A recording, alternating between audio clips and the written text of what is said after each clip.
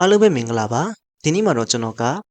ဒီ tense တွေထဲကအလွယ်ကူဆုံးနဲ့အယူရှင်ဆုံးဖြစ်တဲ့ present simple tense ကိုစပြီးတော့ပြပေးသွားမှာဖြစ်ပါတယ် tense တွေကဆိုလို့ရှိရင်အရင်လက်ခက်တယ်ရှုပ်လေရှုပ်တဲ့အတွက်ကြောင့်မလို့ကျွန်တော်တို့အလွယ်ဆုံးကိစ္စကနေစပြီးတော့ဗောနော်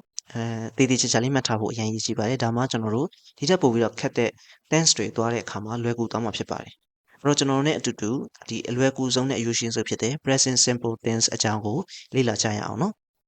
ကျွန်တော်တို့အဲ့ဒါဘယ်နေမှာသုံးလဲဆိုနှစ်နေရာမှာသုံးပါတယ်တစ်ခုကတော့ကျွန်တော်တို့ပုံမှန်လုပ်နေကြအဲ့လုပ်တွေကိုဖော်ပြနေမှာသုံးတယ်ပေါ့နော်ဥပမာဆိုရင် I go to the gym 3 times a week ကျွန်တော် gym ကို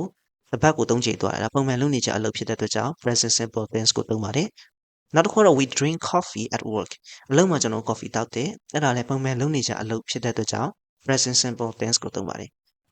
ဒုတိယအသုံးပြုတဲ့နေရာကျတော့ရေပုံရအပြင်မှန်ကန်တဲ့အရာတွေပြောရင်သုံးပါတယ်ဥပမာ she loves her job သူမရဲ့အလုပ်သူမသဘောကျတယ်အဲ့ဒါဆိုလို့ရှိရင် present simple tense ကိုသုံးတယ် a lot of people work at home now ဒီနေ့လူတော်တော်များများကအိမ်မှာအလုပ်လုပ်နေကြပြီဖြစ်ပါတယ်ဒါလည်းမှန်တဲ့အရာဖြစ်တဲ့အတွက်ကြောင့် present simple tense ကိုသုံးပါတယ်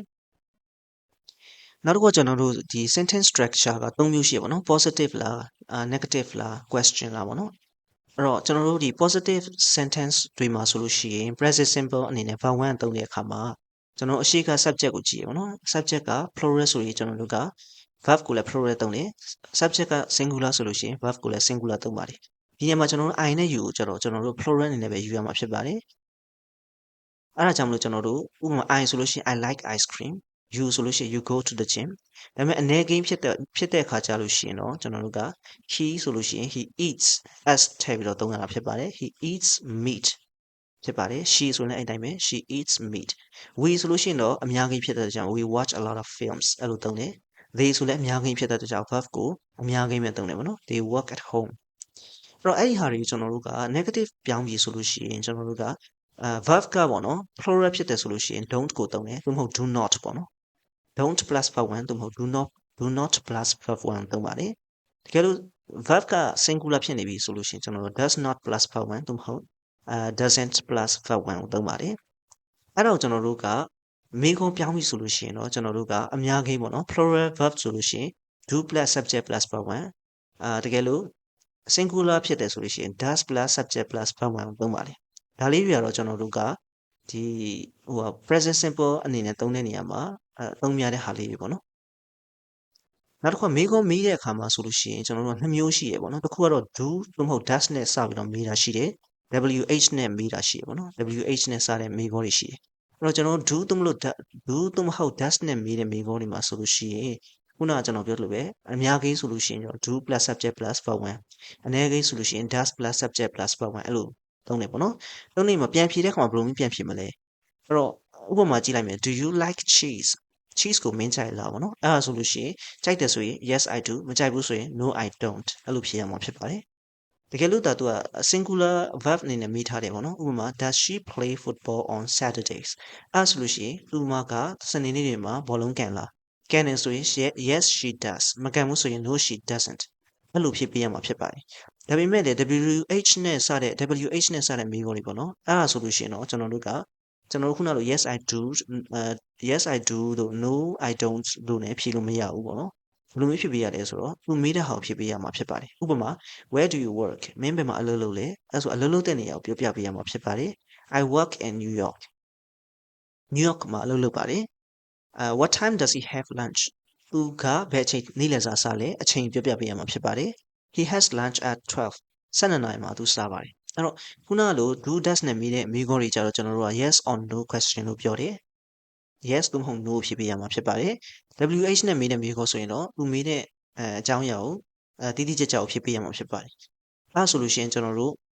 ဒီ practice session လေးတူတူလုပ်ကြည့်လို့ရပြီပေါ့နော်ဥပမာဒီနံပါတ်1ကိုကြည့်လိုက်မယ်ဆိုလို့ရှိရင် what time he work ဒါမေးခွန်းဖြစ်တဲ့အတွက်ကြောင့်မလို့ကျွန်တော်မေးခွန်းရဲ့ structure အတိုင်းdo သို့မဟုတ် does နဲ့ subject plus verb 1အဲ့တော့ကျွန်တော်တို့ဒီနေရာမှာ he က singular ဖြစ်တဲ့အတွက်ကြောင့်မလို့ does ကိုယူရမှာဖြစ်ပါတယ် does he ပြီးတော့ verb 1က start does he start ကိုထည့်ရမှာဖြစ်ပါတယ်နောက်တစ်ခုကကျတော့ကျွန်တော် we to the same place or holiday every year ဒါကကျွန်တော် regularly လုပ်တဲ့အလုပ်နှစ်တိုင်းလုပ်တဲ့အလုပ်ဖြစ်တဲ့ကြောင့် present simple tense ကိုသုံးတယ်အဲ့ဒီမှာကျွန်တော်တို့ verb subject က we ဆိုတာဒါ plural ဖြစ်တဲ့အတွက်ကြောင့်မလို့ကျွန်တော်တို့ verb ကိုလည်း plural သုံးရမှာဖြစ်ပါတယ် go ပဲထည့်ရမှာဖြစ်ပါတယ် နံပါတ်3ကကျွန်တော် my sister chocolate ဒါကကျွန်တော် not like ဆိုတော့ negative sentence ဖြစ်တယ်အဲ့တော့ကျွန်တော်ထုံးစံတိုင်း does သို့မဟုတ် do သို့မဟုတ် does plus not plus ပတ်ဝင်ပေါ့နော်အဲ့တော့ဒီနေ့မှာ my sister က singular ဖြစ်တဲ့အတွက်ကြောင့်မလို့ does not like အဲ့လိုထည့်ရမှာဖြစ်ပါတယ်နံပါတ်4ကြည့်လိုက်မယ်ဆိုလို့ရှိရင်တော့ဒါမေးခွန်းဖြစ်တယ်ပေါ့နော်မေးခွန်းဖြစ်တဲ့အခါမှာကျွန်တော်တို့ကထုံးစံတိုင်း do plus do သို့မဟုတ် does plus subject plus ပတ်ဝင် subject က plural ဖြစ်တဲ့အတွက်ကြောင့်အရှိကို do ကိုရွေးမယ် do they verb 1ကတော့ဒီမှာ do ပေးထားတဲ့ကြောင့်မလို့ do they do ပေါ့နော်အဲ့ဒါကိုထည့်ပြရမှာဖြစ်ပါတယ်နံပါတ်5ကိုကြည့်လိုက်မယ်ဆိုလို့ရှိရင် I meals very often အဲ့ဒါဒီ not cook ကကြတော့သူ negative sentence ဖြစ်တဲ့အတွက်ကြောင့်မလို့ကျွန်တော်တို့ထုံးစံတိုင်း do သို့မဟုတ် does plus not plus verb 1ဒီမှာ I ဆိုလို့ရှိရင်ကျွန်တော် do ကိုရွေးရပါတော့ do not cook ရှင်းရမှာဖြစ်ပါတယ်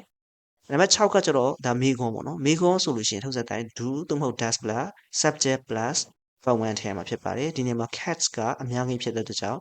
do ကိုသုံးမယ် do cats ပြီးရင် verb 1ကတော့ sleep ဖြစ်မှာပါဒါကြောင့်မလို့ do cats sleep နံပါတ်9ကကျတော့ဒါကျတော့သူကဒါ regularly သူလုပ်တဲ့အလုပ်ပေါ့နော် he to different countries for work သူကဒီအလုပ်အတွက်နိုင်ငံတွေအများကြီးခရီးသွားတယ်ပေါ့နော်အဲ့တော့လေယာဉ်နဲ့သွားတော့ပြောချင်တာပေါ့နော် fly ဆိုတာကျတော့လေအဲ့တော့ဒီနေရာမှာ he က singular ဖြစ်တဲ့ကြောင့်မလို့ flies flies ကိုထည့်ရမှာဖြစ်ပါတယ်နံပါတ်10ကကျတော့မေးခွန်းဖြစ်တဲ့အတွက်ကြောင့်မလို့ do သို့မဟုတ် does plus subject plus verb 1ဒါတော့အဲ့တော့ကျွန်တော် you ဆိုလို့ရှိရင်ကျွန်တော် do ကိုရွေးတယ် do you understand verb 1ကတော့ out understand ပေါ့နော်အဲ့ဆိုလို့ရှိရင်တော့ဒီ present simple tense နဲ့ပတ်သက်ပြီးတော့တော်တော်လေးရှင်းသွားလာပြီလို့ယုံကြည်ပါတယ်အဲ့ဒါနဲ့ပတ်သက်ပြီးတော့ထပ်ပြီးတော့ကိုယ့်ဟာကိုယ်လေ့ကျင့်ချင်တယ်ဆိုလို့ရှိရင်ကျွန်တော်အောက်မှာ link လေးပေးထားတယ်အဲ့ဒီ link လေးကိုဝင်ပြီးတော့ဖြည့်ရမှာဖြစ်ပါတယ်လေ့ကျင့်လို့ရတယ်ပေါ့နော်ဖြည့်ပြီးလဲတိုက်ကြည့်လို့ရတယ်ဒါပေမဲ့အဲ့ဒါကြောင့်သူက sign in လေးတော့ sign up လေးတော့လုပ်ရမယ်လို့ယုံထင်တယ်ပေါ့နော်သူကဒီ link လေးရတော့လေဒီ website လေးရတော့အဲ့တော့အရင်ဆုံး sign up လေးလုပ်ကြည့်လိုက်လုပ်ထားပြီးလို့ရှိရင်တော့ဒီသူ့ရဲ့မေးခွန်းလေးတွေကိုကျွန်တော်တို့ဖြည့်ကြည့်လို့ရပြီဖြစ်ပါတယ်အားလုံးအတွက်ကြိုးရှိမယ်လို့ယုံကြည်ပါတယ်အဆုံးထိနားထောင်ပေးလို့ကျေးဇူးတင်ပါတယ်ခင်ဗျာ